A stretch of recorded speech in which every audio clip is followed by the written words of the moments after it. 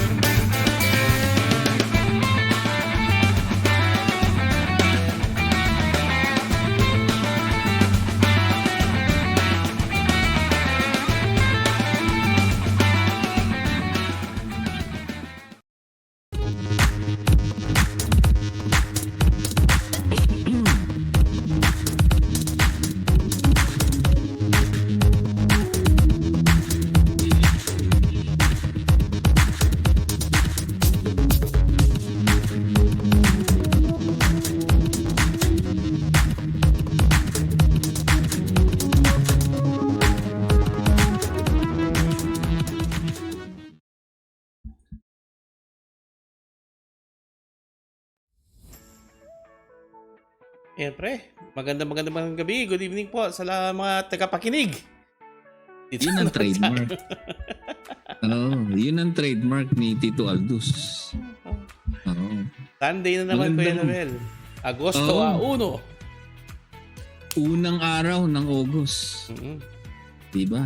Dahil sa unang araw ngayon ng August, magpapasalamat muna tayo sa mga katutubo dahil sa lupa nating kinalalagyan. Diba? Let's do our land acknowledgement, ladies and gentlemen. And join me. Kung gusto niyo ng kopya nito, pwede natin ibahagi ito sa inyo. So, the city of Pegwatch, Kuya Noel and Tito Aldo Show, acknowledges that we are on Treaty 1 territory, the traditional gathering place of the Anishinaabe, Cree, Oji-Cree, Dakota, and Dene people, and the traditional homeland of the Métis people. Every time we acknowledge this truth, we have an invitation and an opportunity to reflect on what we do and what we can do to make Manitoba a better place for everyone who lives here. In Tagalog, kinikilala po natin ng City of Pegwatch at Kuya Noel and Tito Aldo Show na tayo ay natitipon sa teritoryo ng Treaty 1, ang tradisyonal na lugar ng pagtitipon ng mga Anishinaabe, Cree, Oji-Cree, Dakota at Dene, at ang tradisyonal na tinubuang bayan ng mga katutubong Métis. Sa tuwing kinikilala natin ang katotohanan ito, meron tayong isang paanyaya, isang pagkakataon na pagnilayan ang kung ano ang ating ginagawa at kung ano ang maaari nating gawin upang gawing isang mahusay na lugar ang Manitoba para sa lahat ng mga naninirahan dito, kasama na ang mga taga-Tyndall, taga-Lansdowne, at lahat ng mga Manitoba. Magandang gabi po ulit sa inyo lahat. Magandang gabi, Tito Aldus. Ayan, magandang gabi. Ang bilis ng araw. Almost halfway through na naman tayo sa 2021. Palapit na naman. Oo. Tito Aldus, sa mga nagtatanong kung tatakbo daw si Kuya Noel, Nako. ako po ay tatakbo ng 10 miles. 10 miles? Kailan yung Kuya Noel? Ay, sa ano yan? Sa September sa Manitoba. Hindi actually 10 miles. It's 21K. Half marathon po ang tatakbuhin ko. Kaya lagi natin sa yan, Run Noel. So, alam na this. Tatakbo tayo. Yung mga nagtatanong yan. Bakit daw tayo lagi nasa Facebook, Tito Aldus. Balak daw ba natin tumakbo? Sabi ko, matagal na tayo tumatakbo. Tumakbo tayo dyan sa nung nag-50th birthday tayo, di ba? Nag-fundraising tayo noon. Para Cancer Society. Cancer Society. Nakalikom tayo sa pamagitan ng mga kaibigan natin, mga Manitobans. Over $3,000. Wow. Natulungan natin ng Cancer Care Manitoba. At patuloy po yung mga fundraising natin at marami pang mga runners actually, tulad ni kaibigan natin, si Junel Malapan. Junel Malapan, yes. Ay, ang dami nang natulungan yan. Kaya yung tanong nyo, kung tatakbo si Kuya Noel, tatakbo po ng marathon. Ang totoo niya, si Tito Aldous tatakbo. Ng 1 kilometro. Tumatakbo rin naman niya si Tito Aldous. Kasi dati. nasa opisina kami, sa The Forks, yun ang ating tinatakbo. Yung Nung lunchtime. nagdadala, lunchtime, yung lunch run natin. Kaya tatakbo, walang problema. Takbuhan tayo. Okay, speaking of takbuhan. Yan, yan. Maraming tumatakbo ngayon. Ayun! Tumatakbong metro ng tubig, tumatakbong kung ano-ano, tumatakbong medalya. Tumatakbo Oh, medalya. shout out sa pinsan ni Lorelai Diaz, pre. Ay, bakit? Ay, si Heidelin, pinsan ni Lori Ay, nako. Diaz, pre. Yes. Oh, pinsan pang 14. Pang 14th generation o 14th degree? 14 degree, pre. No, ito magkamukha si Heidelin tsaka shout out si Lorelai. Congratulations. Hindi. Seriously, binabati natin yung weightlifter natin. First time, pre. First Pero time. yun, In 64 years. Oo. Halos isang siglo. 100 years, di ba? 97 years. Yan. Yeah. Okay, halos isang siglo, no? Nakakuha ng gold. Matagal Yun. rin yung Pagka nga pinagandaan naman. ni Kuya Noel eh. Ayun, tama ka dun. Tagal niya pinagandaan. Yung kasi may picture na pinost si Heidelin sa Facebook niya. 11 years old pa lang, pre. Bumubuhat na. Bubuhat na. Oo. Ito Marvel, ha? Ay, kamay ako rin yung bata. Panikalyo. Oo, manikalyo. Nung araw, pre. Bumubuhat din. Bumubuhat. Ano yung timba,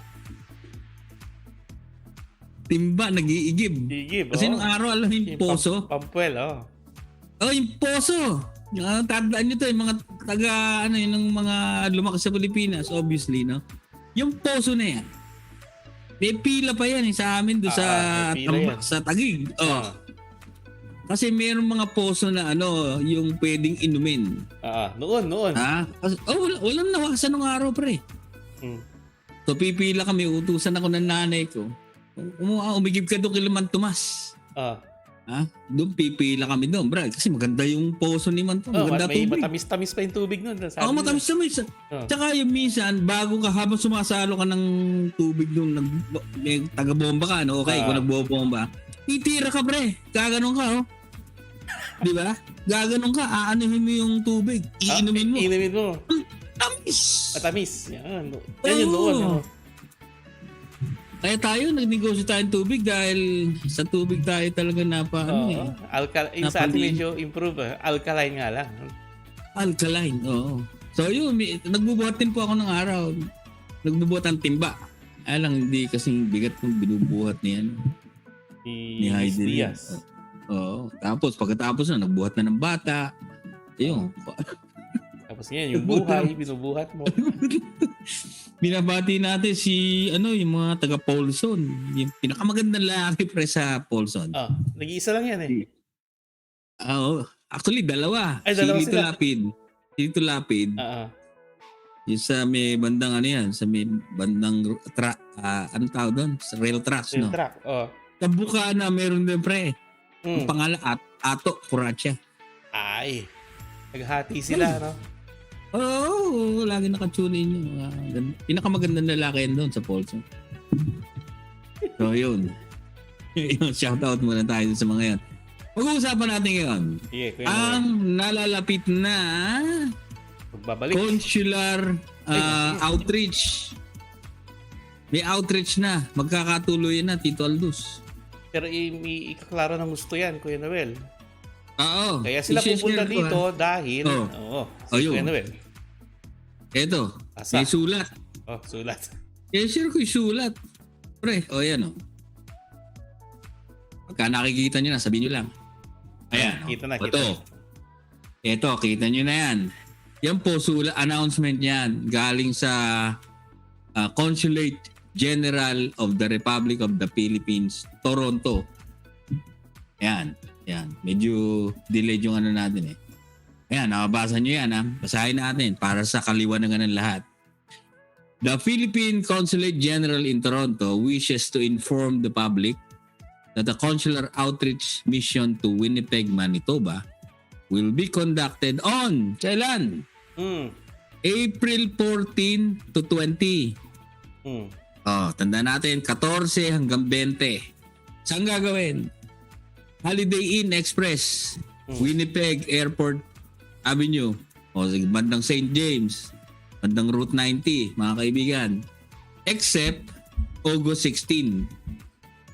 So 14 to 20, pero sarado sila. Liwanagin natin ha. 14 hanggang 20, except August 16. Dahil? So, and dalawang lugar yan. Philippine Honorary Consulate, Winnipeg, McPhillips Office. Dun sila sa August 16. So, August 14 to 20, except 16, nasa Holiday Inn sila.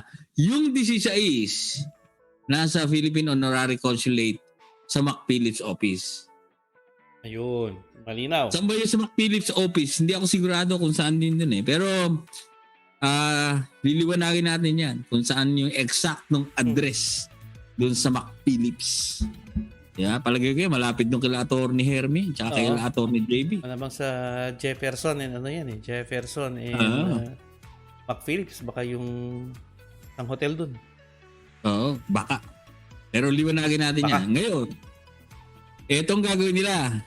The Consulate General will be prioritizing. May prioridad po dyan applicants who were not able to receive consular services due to the cancellation of its 21 to 24 March 2020 outreach mission.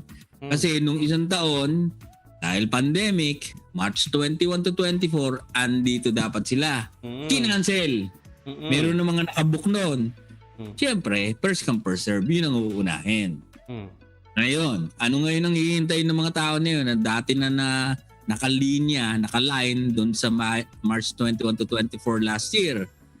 The applicants will be contacted directly by the Consulate General through email. Hindi po kayo tatawagan, hindi kayo ite-text, hindi kayo ipe-Facebook Messenger, i-email kayo. I-email kayo.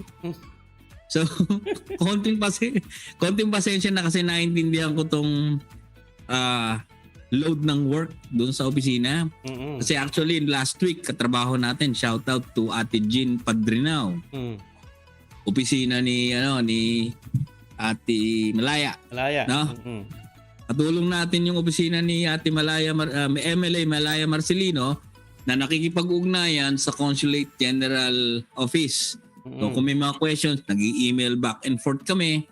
Tapos nag-provide kami ng mga information, mga names and email addresses ng mga tao na nag-apply na noong isang taon para ma-prioritize sila. Yun. At kung gusto niyo ba ng iba pang impormasyon, meron pa. Punta niyo website. For more information.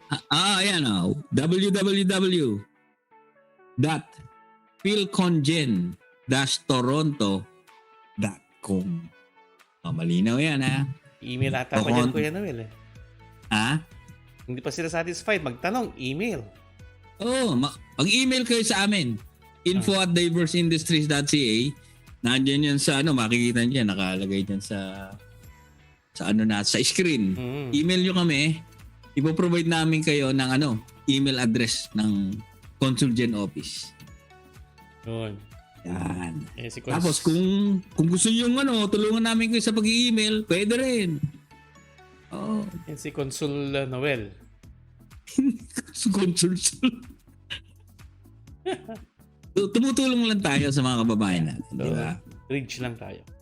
Oo, tapos yan, meron akong gustong sabihin kasi nakatanggap tayo ng email noon sa tulong nga sa office ni Malaya. Snap sharing mo natin to. May priority din, di ba prioritize sa mga bagong applicants, yung mga seniors, yung mga may sakit, Tapos yung mga emergency situation, mga PWD. So ang gagawin nyo lang po kung kayo ay nasa kategorya na to, tapos yung talagang merong mga emergency na pangailangan, email nyo lang yung Consul Gen Office. Kung kayo ay magre-renew ng passport. Philippine passport Philippine passport yan, hindi Canadian. Philippine passport, tsaka dual citizenship. Ayun yan yung plug, Brad. Dalawa yan. Pilipinas, Canada. Kung gusto nyo manumpa, pag-apply ng dual citizenship, yun ding email na yun ang i-email nyo. At kung hindi nyo alam, email nyo kami. Yan. O kaya text nyo lang kami. Tulungan namin kayo. Yun. Maliwanag tayo ha. Malinaw.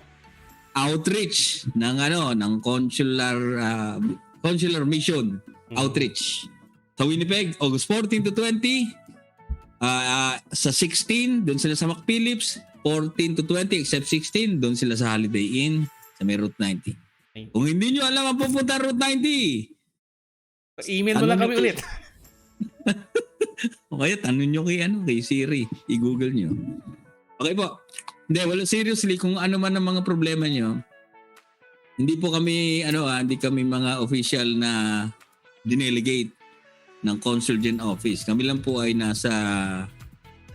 gusto lang namin tumulong sa mga kababayan natin. So, volunteer lang po tayo.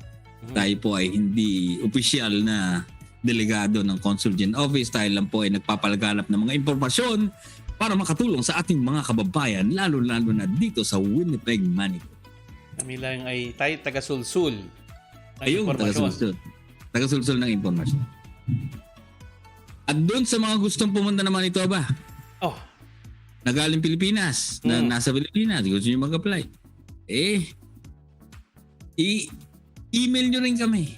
At meron tayong mga informative links na nasa government websites na ipapadala sa inyo. Again, we are not doing this on behalf of the government. We are just providing you with given information that are already in the website na hindi nyo lang alam na nag-exist pala. So, ang ginagawa natin dito, we are providing you with yung hindi tagong informasyon, kundi nandun yung information, hindi lang ninyo alam kung nasaan yun. Ayun, di ba? Kaya yung mga taga-Pilipinas yan, gusto nyo mag-immigrate. Manitoba lang muna ang usapan natin. Huwag muna sa Saskatchewan. Manitoba. Email nyo kami. We will provide you with the links, government links. Hindi yung galing dun sa mga ahensya, yung mga agency, mga kung ano-ano, mga recruitment niya, maloko pa kayo dyan. Iba naman, legal. Ito, directly linked from the government. Bibigay po namin sa inyo. Gagayad kayo ng Kuya Noel and Tito Albus. Oo, yun naman ang natin. Adhikain. Yun ang ating adhikain. Yun ang ating advocacy. Diba? To inform, to engage, and to educate. Yan. At natuto tayo lahat. Okay? Hyper ko na naman, Brad. Lalo nga hyper ka dito sa second half natin, Kuya Noel. Appetizer mo lang yan eh. Appetizer. Magpapasok ka na. Malaking problema to, Kuya Noel. Ito ang taong bayan. Wala pang plano tayo naririnig eh. Sa gobyerno ni Mr. Pallister. Ano ba gagawin? Lalong-lalo na ito, hindi pa naman talaga binabakunaan ang mga 12 years old and under. Hindi pa natin naririnig saan ba gagawin yung bakunahan na yun? Yung ba gagawin habang nasa eskwelahan? Kasi yung mga flu shot, Tito Aldous, ginagawa yan sa mga eskwelahan eh. Sa eskwelahan na? Oo. Hindi, noon pa, ginagawa na yan. Meron siyang option. Kung gusto mo, yung anak mo, bakunahan sa pedya nyo, or sa eskwelahan. Ngayon, may magandang suggestion dyan ng NDP na pagka meron ng plano, problema walang plano. Pagka meron ng plano, mas maganda yung bakuna ng COVID vaccine ng mga 12 years old and below gawin sa eskwelahan. Which makes sense, di ba? Yeah. Kasi biruin mo, pipila. Halimbawa, hindi gawin sa mga eskwelahan yan. bit-bit mo anak mo, lalo na maliit pa, di ba? Maliit, yeah. Madodoble yan yung pipila. Anak, mga magulang, pipila sa RBC, pipila sa Lila. Although organized yan, dami niyan, pre. Maiinip mga bata. Ay, iiyakan yan. Inip yan. May iiyakan yan. So, isa lang yan, no? Yung COVID-19 strategy for kids under 12 years old na pwedeng maging part ng ating safe return to school plan.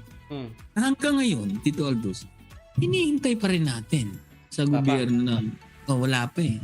Kaya nakausap natin yung opposition na naman. Kasi sila may rekomendasyon.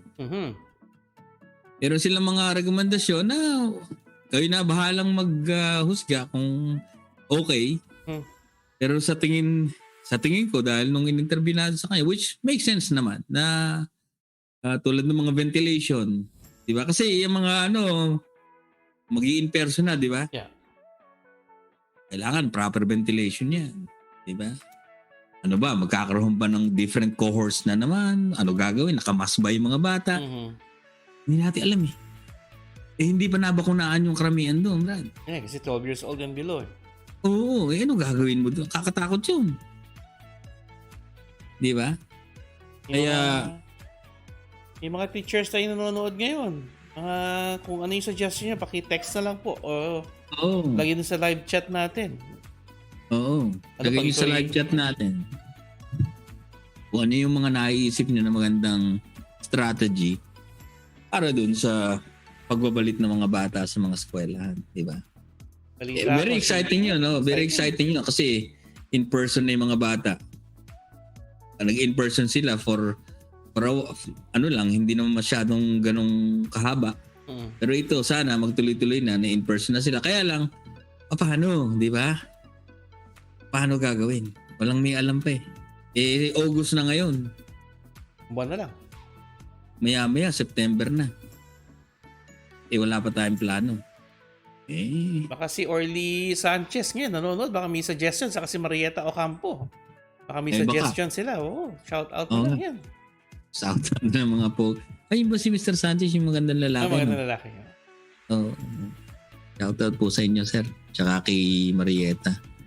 At sa lahat ng mga nanonood. So, ipapakita po natin yung ating panayam kay MLA ng Transcona, si Nelo Altamer, along with our own kababayan, Malaya Marcelino, where they will discuss, or they did discuss with me, their recommendations to the present government, the Progressive Conservative government, on the plan for a safe return to school ng province. Ito po, panoorin natin ang ating interview at mamaya ay babalik tayo sa ating talakayan tungkol sa panayam.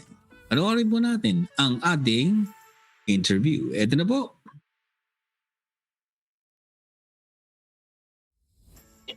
Magandang gabi po sa inyo lahat. Good evening everyone.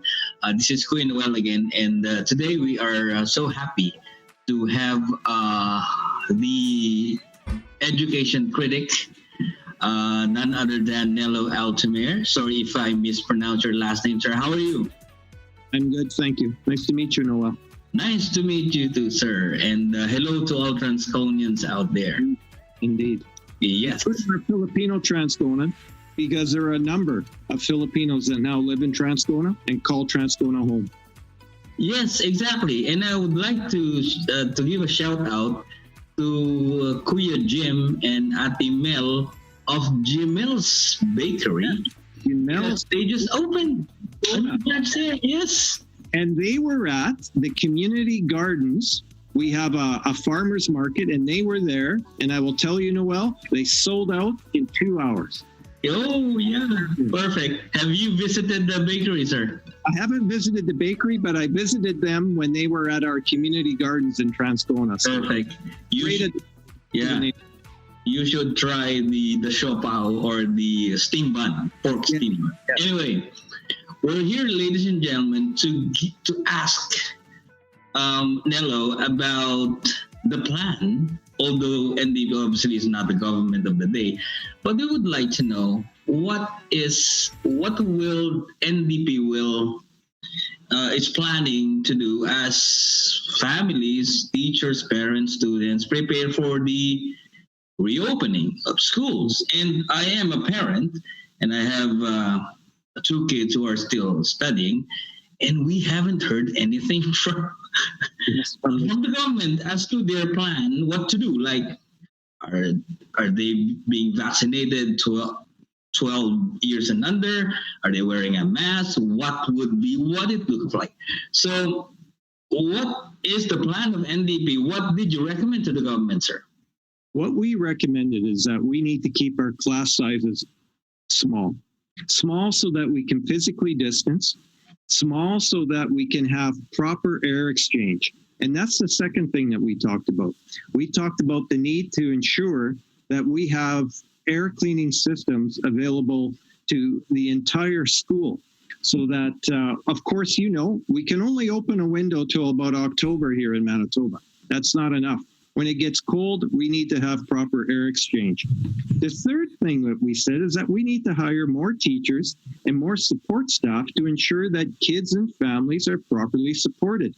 I will tell you, Noel, we know that once everybody is back at school, there's going to be a high demand for those specialized services that kids haven't been receiving since the pandemic started, like speech and language support, like reading clinicians, like child psychology. All of those things have been put on hold. And so we're going to need to have staff there to ensure that we can absorb all of that demand.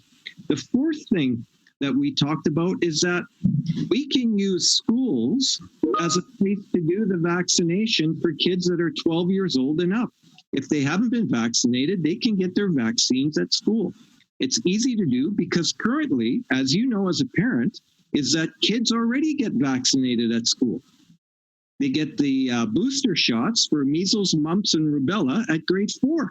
Every school is used to doing that. Why can't we do that with COVID? And certainly, it's also a place, when I was a school principal, Noel, we phoned parents and said, look, do you want them to have the vaccine? And many parents said, yes, absolutely. Give them the vaccination. They're already at school. Yeah. And here's the other thing that we can do. The good thing about having vaccines at school is if the parents haven't been vaccinated yet or haven't had their second vaccination, they can come to the school and get it done. Very convenient. Drop off your kid and get yourself vaccinated. Those are the pieces that we're talking about. And what we also asked them to do is to spend the money that the federal government gave to Manitoba to ensure schools are safe. Mm-hmm. Right now, we don't have any idea as to whether or not they've done that.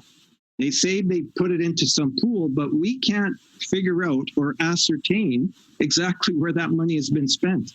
So those are the 5 things that we asked for. Smaller class sizes, better ventilation in schools, hiring more teachers and EAs and having those supports in place, vaccine, having schools be a place for vaccinations, and of course, number 5, ensure that we have the right amount of staff in place to handle all of this demand that we're going to see. So those are the pieces. Yeah. Before we continue on, I would like to acknowledge Malaya, who just joined us here. Hello, Malaya. Kumusta? Hi, Kuya Noel. Hi, Nello. Sorry, I had a phone call. I couldn't get past. I couldn't hang up. So sorry. Yeah, it's all good. So as you mentioned, Nello, you have recommended these plans to the government, to the PC government. Did you hear anything from them, or did they tell you what the plans would look like? What they're saying, Noel, is we will have a plan in place. Just stay tuned. Just stay tuned. And there's no timeline. Because the reopening of school will be 5 weeks from now. Yeah. And it's not happening in 4 months from now. It's just August. It will just pass, and it's going to be reopening. And here's the other piece, Noel, is that we passed a critical date when it comes to vaccine timing. July 27th was the day for kids to get their vaccine, their second or their first, so that they can be immune in time for school to start, so that they can have the full immune effect of that vaccine. And so we've passed this deadline now. Yeah. What are we going to do? And so that's why I'm always saying that we can use schools right now as vaccination clinics to help families. Yeah. I know you can relate to this, Malaya, because my wife and I were talking about, because we have a 10-year-old son. Of course, he's not yet vaccinated, and we are worried of lining up to RBC or to wherever, because there's going to be a lineup, and imagine it's going to be double, because there will be the parent plus the kid. And imagine the crowd. I know RBC is so organized. No question about that, no complaints. But imagine the crowd who will be lining up there, right? With the parent plus the kids, or with the guardians plus the kid. It's not going to be easy. So, and we hope that we can hear right away from the government as to their plans. And that is a very good recommendation, to have it done in schools. Do you want to add more to that, Malaya? No, it was a very good plan that our caucus put forth, and it was done in collaboration with parents, with school staff, with teachers. These are the folks that know what the children need and know what schools need.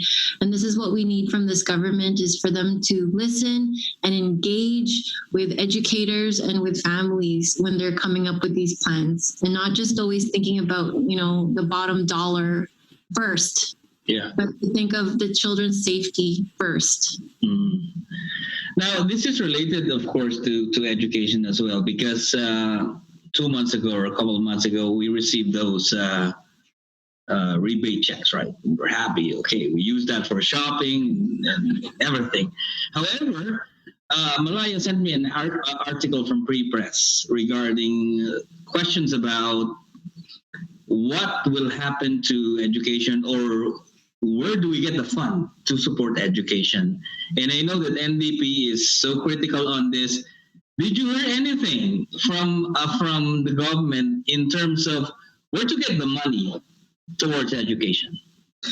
Well, Kuya Noel, you're talking about Bill 71, and it passed, I think, at the end of May. So Bill 71 is about like a property tax rebate for property owners, and they will get the education portion of their property taxes back. Wow. So this, was actually a good idea in some ways, because it will, if the provincial government is now fully responsible for paying for the cost of education, that can ensure that all the school divisions and all the schools across the province will have kind of like an equal share, right? Yeah. Instead of it just being funded through property taxes. So that's actually a good idea, and that's actually something that we would support in theory. However, the way that they rolled it out is very, very problematic, because for many reasons. Number one, they did a flat tax rebate instead of a progressive tax rebate. So that means instead of the wealthier people paying, more taxes, it's not that way. The wealthy people will now not pay for this, the same as, other poor people. So this is one of the most regressive tax systems that you could have. You have somebody like Brian Pallister, who will be receiving $7,000 back from that property tax rebate for just one of his homes that we know of. And you have an elderly couple in Gimli that I know that got $30 back for a tax rebate. It is not a fair tax rebate. So that's one problem, okay? Uh-huh. The second problem was that this tax rebate was financed through debt, through deficit. This is not money that the province had to give away, especially at this time. So they incurred more debt in order to give this property tax rebate. On top of that, they decided to do it through an abnormal channel of sending mail checks for $1.3 million to pay for postage to send it to everybody, so it can have Brian Pallister's name on it. and he was going to have like a message on it and his picture. So thankfully that one, we pressed hard on that one, so they didn't do that, but so that they wouldn't be allowed to send his picture and everything like that with this mail chat. Yes. Wow. So that's an extra $1.3 million. Hello, we could have used that money for safer schools or something, or hiring more nurses, anything. And then the other problem with that is that people who rent, they normally get up to $700 back in rebates for rental rebates, and that is now being removed for people who rent. So let's do a little bit of a recap. People who make the most money, whether they're even the landlords who own, vast tracts of land, or even that own like the high-rise apartments, they will get, I don't even know how much, thousands and thousands and thousands on this rebate, whereas the people like who just have a small home will get very little, and then people who rent will get nothing. There is no cap on how much money you can get back, and that's not fair. Taxes are supposed to be paid so that we can have a civilized society, so we can have roads and education and healthcare, so that we can have food and water inspections and sewer systems. There's a reason why we pay for taxes.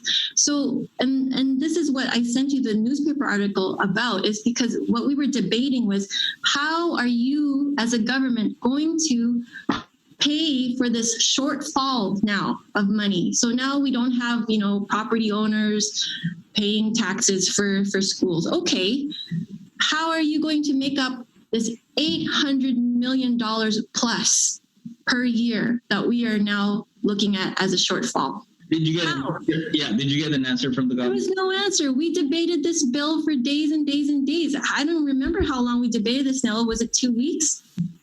Mhm. It was 2 sitting weeks. And Noel, I will say, this is ultimately, what is it that we decide is important as a province, right? These are moral decisions that were made. Mhm. And in our opinion, as the official opposition, this is an immoral decision because it is not progressive. Yeah. As a matter of fact, if it were truly progressive, Noel, Mhm. people that are at the top of the wage scales that make lots of money and will get thousands of dollars would not have received this rebate. It would have been families. You know what they could have done instead? They could have said that every working class person that owns a home won't pay education tax. That would have been truly progressive. That would have been something that would recognize that, make the system fairer. But they didn't. Mhm. And that to me says everything you need to know, right? The wealthier get richer, and the people that really need the rebate could really have used it, Mhm. get poorer. And especially those that rent, Noel. They're losing that rebate completely. That's right. Mhm. And that's unfair. Yeah, that's just unfair. Yeah, because renters did not receive anything, right? Zero. No, they will get They're losing, Noel. they will get their rebate taken away, because renters usually get about $700 back Mhm. through their rent. Now that the government is taking that rebate away from renters now. Okay. So yeah, reach out. Inano muna natin, Tito Aldous, ang ating panayam. Yung pinaka-highlight lang nun ang sinabi, ang pinakita natin, nag-focus sila dun sa plano. Tinatanong nila, ano plano ng gobyerno para sa opening ng klase? Wala pa. Yeah. So binanggit nga ni Nelo kanina, yung proper ventilation, yung pag-hire ng maraming teachers, tapos yung dapat may restrictions daw yung number of classes sa bawat, yung number ng mga estudyante per klase. Mhm.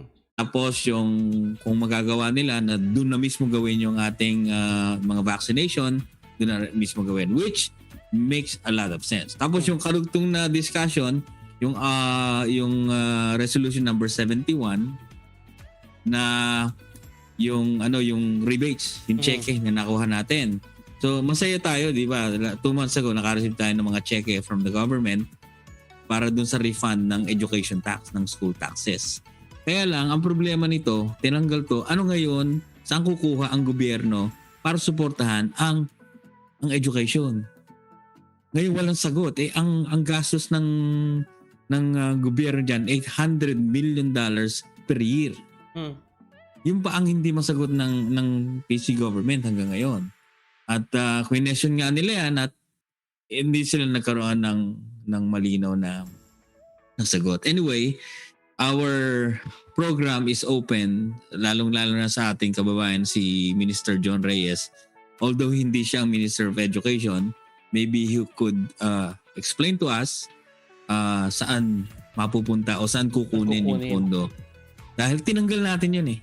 Masaya tayo, meron tayo noon. Kaya lang, ang binanatan pa ng NDP na hindi parehas. Dahil ito parang nakikinabang lang. Kung malaki ang property mo, malaki ang debates mo. So, sino natulungan? Yung mga naghaharing mayaman lang, di ba? Yung mga rich people tulad ni Premier. Yun ang sabi nila. Diba? Ito lang sa property daw niya. Oo. So, yun po. Magandang discussion yun, no? Kasi nagtaka tayo, masaya tayo, natanggap natin yung mga cheque. But behind that, pag-isipan din natin. Teka muna. Saan kukunin yung pondo? Para sa importanteng bagay, importanteng programa para sa edukasyon. Diba? Kaya ito rin yun. Ito, magkakasanga. Magkakakonekta yung Bill 64, yung Resolution number 71 na yan, yung pag-o-open ng ating mga eskwela. Dahil biruin nyo, ito, wala na yung mga school trustees. Nakatulad ni Greg McFarlane dati, in-interview natin. Ang gaganda ng ang ganda ng policy niya na in-introduce sa Seven Oaks, di ba? Pagkano wala na yung mga school trustee, wala na yung mga watchdogs na magtatanggol sa educational programs ng province. So, ayan po. Pag-aralan natin lahat yun. Yun, Tito Aldous. Recap tayo ko yun naman, yung ating consular office ulit. Oo. Recap ulit tayo sa ating what do you call that? Yung ating outreach. No? Ang outreach po ng Philippine Consulate General in Toronto will conduct their consular outreach mission in Winnipeg. Dito po sa Winnipeg. Sa August 14 to 20 sa Holiday Inn at sa 16 po dito sa McPhillips area. I-share natin ulit para makita nila yung sulat, yung announcement from ito. Naka-ano na rin yan. Naka-float rin sa 204 neighborhood. Hindi 204 ayun. Filipino Forum. Tapos binabati natin yung mga nanonood dito si Rodora Suarez, si Jacqueline Concepcion, at sa marami pa nating mga nanonood na mga kababayan. If you are interested, if you are planning to renew your passports again, Philippine passports, magkakaroon po tayo ng outreach mission August 14 to 20 dito po sa Winnipeg, Manitoba. At kung hindi niyo po alam ang information sa Consul Gen Office, all you need to do is send us an email. Yung email po namin ay nandyan, maandar-andar dyan, o kaya i-text nyo lang si Tito Aldous at si Kuya Noel. Nandun din po sa screen ang aming mga numero. 24/7 po yan. Yan. Tsaka kami, hindi kami bayad ng Consul General Office, ha? Voluntold. Volunteer lang tayo. Yeah. Ayun po. Public Service Program, Kuya Noel and Tito Aldous Show. Again, Philippine Consulate General, Consular Outreach Mission. Finally, awa ng Diyos, magkakaroon na po ulit dito sa Winnipeg sa August 14 to 20. Yan. Ay, sarap. Nabati mo kanina si Jacqueline Concepcion. Isama mo na yung kanyang magiting at pinakapoging asawa na Cesar Concepcion. Ayun, mga kamag-anak ni Gabi. Oo. 14th generation. Oo. Tapos magkakaroon tayo ng isa pang advertiser, no? Yung Triple V Maintenance Limited. Oo. So, yung mga kaibigan natin, si Oliver Ramos. Yeah, Oliver Ramos. Makikita niyo yung ads nila next time sa ating show. Mhm. At maraming salamat sa mga ads ninyo. At kung kayo po ay may business o kung gusto niyo lang mandyan yung mukha niyo sa screen namin, we are offering our advertisement spots sa ating show for a very minimal na fee. Pangkape lang po namin ni Tito Aldous yun. Hindi naman po sweldo yun o hindi bayad. Pangkape lang po, pang operation at pang sakay sa tricycle. Mhm. Pantulong lang po sa ating programa para tuloy-tuloy tayo. Because we're doing this for the community and we are volunteers here in Winnipeg, Manitoba. At sana po nakakatulong yung binibigay naming information sa inyo.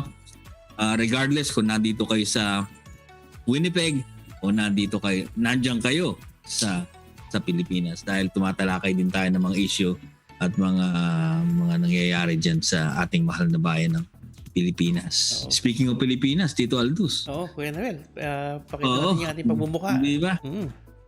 Sige, i-stop sharing ko muna yan. Sige. Si Juan, ang tawag dito? Si Ping Lacson. Oh, ano nangyari kay Oh. Kuya Ping? Oo.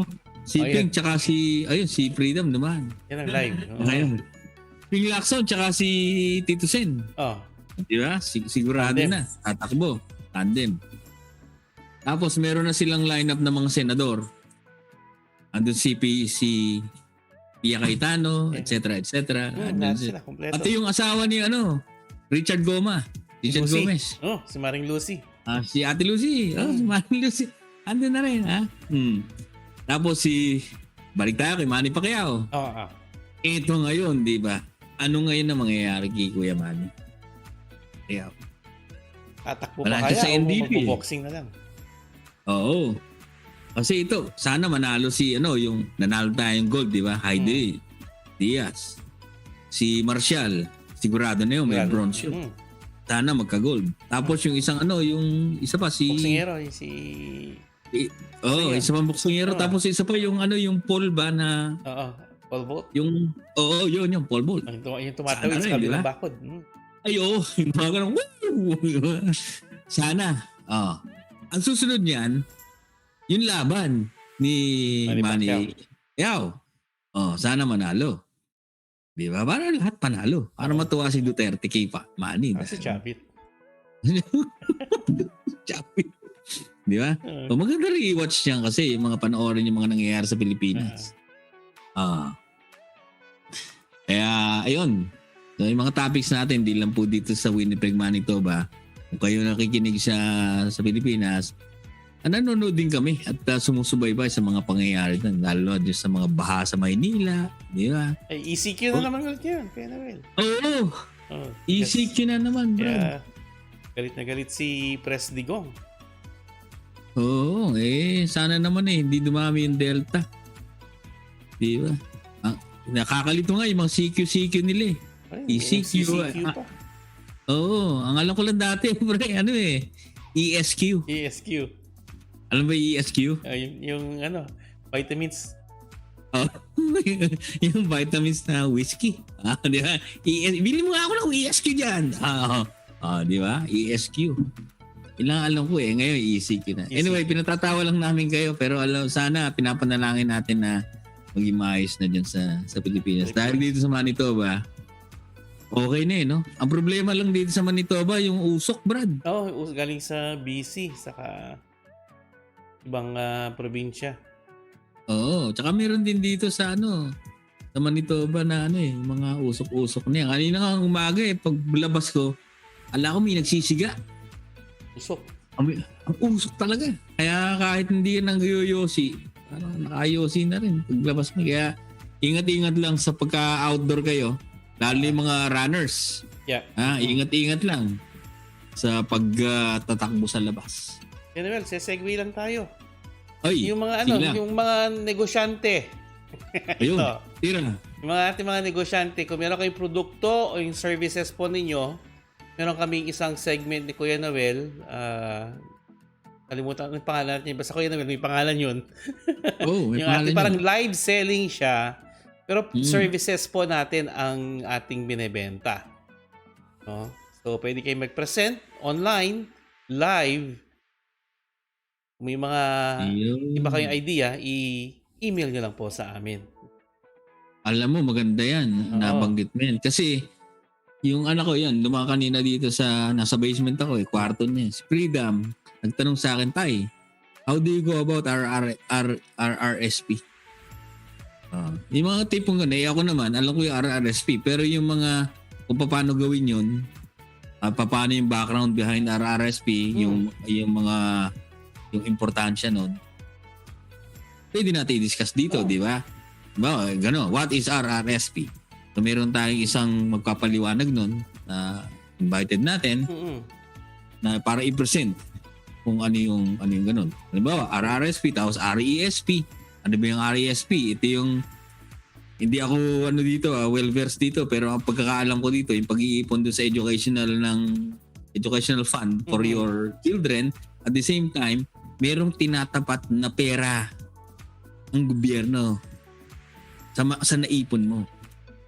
So, hindi ko alam yung detalye niyan, pero I'm pretty sure that there are people out there who are in those services, in those programs na pwedeng makatulong sa atin to discuss all about those things. So, not only, kahit ano, nagtinda kayo kotse. Si Marilaw Dato, di ba? Teacher natin dyan. Sila Mark Banag. Bibenta kayong kotse. Yung Subaru. Live selling of services. Yan. Para maiba naman. Nakakasawa din pa-mine-mine eh. Yun. Services. Live selling ng services. Di ba? Live selling ng kung ano-ano. Maganda yan. Naisip mo na yan dito. Lalong-lalo. Excited na si Min Pasqua. Halos na nanonood na naman ngayon. Mahilig mag-mine yan ng services. So. Ayun. Tama. Tapos, maganda yan. Yung meron kayong mga, di ba, discounts. Di ba? If you avail of this, while you are watching this show, kung ma-avail nyo to, ayun. Coupon kayo. Ayan. Pwede yan. Coupon. Pagka tumawag sa inyo, may discount, may code. May code na Tito Aldous. O may di ba? Maganda yung mag-set tayo ng araw, no? Pang live selling ng services. Live selling ng services. So, it can be part of Kuya Noel and Tito Aldo show. Yeah. Or a separate segment natin, di ba? Yung mga ganitong mga late night para yung relax ba? Relax ba? Relax ba? Relax ba yun? Relax ba, Tutoy? Di ba? Okay. Ayos. Sarap makapagkwento. Anong balak mo bukas, Tito Aldo, sa Civic Holiday tayo, Terrifax Day? Bukas, ako'y tawag dito. Maglilinis, Washington Day bukas. Washington Day? Oo, Washington Day bukas. Ikaw tatakbo? Oo, tatakbo tayo. Totohanan na po. Ako po ay tatakbo. Official po. Sino muna? Sa Winnipeg. Tatakbo po ako. Dinideclare mo na. Ayan, Run Noel. Dinideclare ko na yan. I will run in Winnipeg. Manitoba Marathon tayo. Ay mga fundraiser natin na runs. Okay. Ayos. Diverse Thank Food you sa mga Canada. sponsor. Palapit Ayun. na. Pabalik na, no? Ay, abangan nyo. Kainan Kasi na naman. kakainan naman si Milan tsaka si Alfonso. On-site On-site na yun. sa mga restaurant. Abangan nyo yan. Tapos meron na kaming yung mga, ang tawag ng GoPro. Abangan nyo yun. Tapos yung YouTube channel natin, subscribe kayo. Diverse TV Canada. Mapapanood nyo yung Kuya Noel and Tito Aldous dyan. Tsaka yung Diverse Food Canada channel natin na dalawang lalaki na walang ginawa kundi kumain. Ayun. Sino nagsabi niya, pre? Si one and only si Pastor Roel Camia. Magandang gabi. Shout out. Shout out si Bishop. Welcome. Bishop. Bakit? Kumakain. Natatandaan ko pa ito. Meron pa tayong 2 or 3 minutes. Nung una tayo nakakita ni Pastor Roel, di ba? Doon sa may Logan. Kumakain tayo doon. Vietnamese restaurant. Vietnamese ba? O Thailand restaurant? Thai. Nagsiset up tayo. Kausap natin yung yung may-ari. Set up. Dahil pagkain. May lumapit na lalaki. Wapo. Ang ganda ng lalaki. Kala ko nga, Thailander Lapit. Kala ko, sisitahin ba? Kala ko, pulis. Kilala ko kayong dalawa. Ay, salamat naman po. Ay, yung dalawang lalaki, walang ginawa kundi kumain. Saan pa kilala siya? Doon nagsimula yung friendship With Bishop ni Roel. Tito Aldous, ni Kuya Noel, tsaka ni Bishop Roel kami. Kasi in-invite na tayo sa kanila, nagkaroon tayo ng episode dun sa bahay nila. Kasama yung Sagana Hotdog, pre. Marami namin yun. Sagana Hotdog. Oo, si Eloisa. Loisa. Pinagluto tayo ni Pastor. Napakasarap. Anyway, abangan nyo yan. Kung may-ari kayo ng restaurant, hindi lang Pilipino, alam nyo naman, Diverse Food Canada. Ang format natin niya, English dahil mainstream yung tirada natin yan. We will be visiting different restaurants in Canada. We will be traveling outside Manitoba again. Tulad ng ginawa ni Alfonso dati. Pumunta ng Jamaica. Itong parating na end of August, nasa ano tayo? BC at saka Alberta, Kuya Noel. Ayun, Kakain British tayo doon, Columbia. Abangan nyo si Alfonso, punta ng British Columbia, saka ng Alberta. Diverse Food Canada. Di ba? Ayos. Kakain lang. Sige. Kakain lang. Panoorin yan. Diverse Food Canada live. Okay. Ayos na po tayo. Kita-kita ulit. Yan, yung Kuya Noel, yung closing mo, we engage, we inform.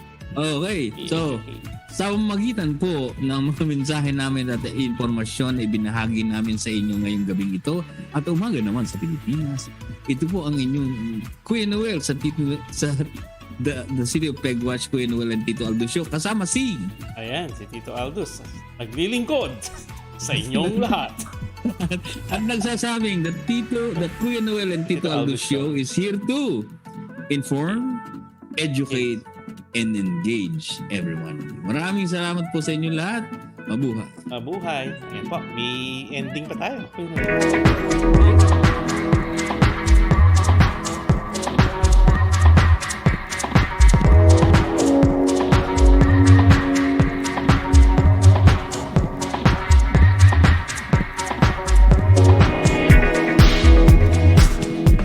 Ayos. Thank you.